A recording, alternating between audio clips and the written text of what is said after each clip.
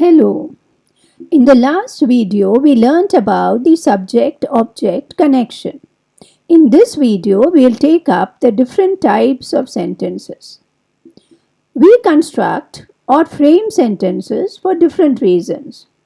It may be to give some information, ask a question, tell someone to do something, or maybe express a reaction to something. Depending on the purpose, sentences can be divided into four: declarative or assertive sentence, interrogative sentence, imperative sentence, exclamatory sentence. Let's understand them one by one. Now, what is a declarative or assertive sentence?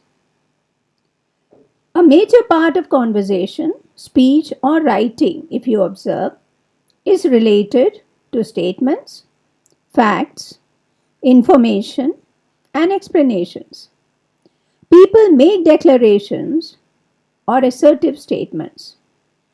Such sentences which declare or tell us something are called declarative or assertive sentences. Let us take a few examples. I like reading. Now, what is this? This is a simple statement of fact or a declaration. The train leaves at 9:30 a.m. Now, what does this sentence tell us? It just gives us some information about the train timing. I couldn't attend the party yesterday as I was unwell. This sentence gives an explanation why the person couldn't attend the party. Now, the second kind of sentence is the interrogative sentence. Sentences which ask questions are called interrogative sentences. Such sentences start with interrogative pronouns like what, where, how, why, which, when. These sentences also end with a question mark because a question is being asked. Now, let's see a few examples. Why are you late to school? So, why is an interrogative pronoun. A question is being asked, and the sentence ends with a question mark. How did you fare in your exams? When are you going to Delhi? Where is the book you bought yesterday? As you can see, all these sentences ask questions, start with an interrogative pronoun, and end with a question mark. The third kind of sentence is called imperative sentence.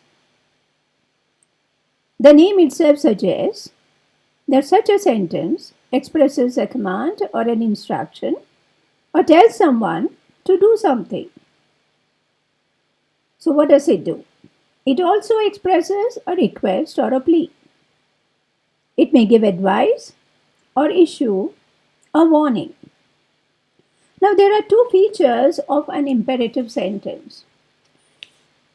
The sentence starts with a verb. And why does this happen? Because the emphasis is on the action. If you can think of, for example, an emergency situation like a fire. Now, nobody will make a full sentence and say, "Can you please go out because there is a fire?" What will you say? Maybe just get out. That's enough because what you want is the action.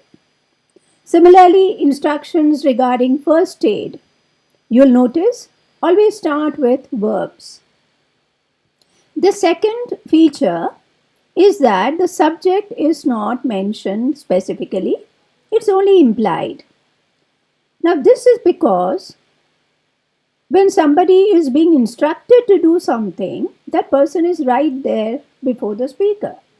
So, you need not mention the subject. Example, if your teacher is in a classroom and she looks at a student and says, "Stand up." Now, subject is actually you, but you don't have to say you stand up. You can just say stand up. So let's discuss a few examples of imperative sentences. Close the door. Obviously, this is a command. It has been given to somebody who is right there. So you don't use the subject you. It is understood. This is an affirmative imperative sentence. Now, what is the meaning of affirmative? It tells a person to do something. It's a positive sentence. We'll discuss this later. Don't open the window. This is also an order or an instruction, but it is a negative because you are asking the person not to open the window. So when you have words like not, no, never, they become negative sentences. See the next one. Bring that chair here, will you? Now what is this? Now if you just say bring the chair here, it can be an order or it can be an instruction. But when you put the words will you, which is called a question tag, you are actually toning down or softening the instruction, making it more polite. Either way, it is an imperative sentence. It can be an instruction or it can be a request. Don't go near the fire. Similarly, this can be an instruction or it can be an advice. So it is an imperative sentence. The fourth kind of sentence is exclamatory. The word itself tells you that it is an expression of strong feeling or emotion.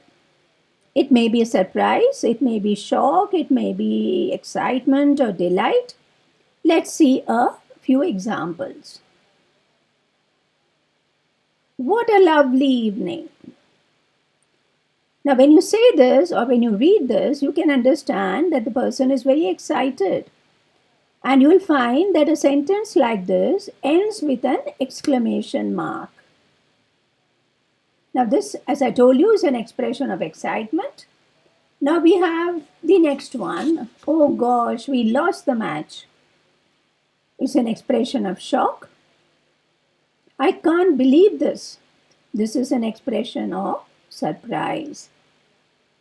So we have gone through the 4 kinds of sentences now. Take a quick test on TeachYaar.com to revise what you have learned.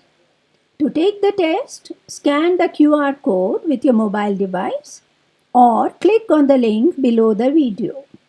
Subscribe to the TeachYaar YouTube channel for notifications.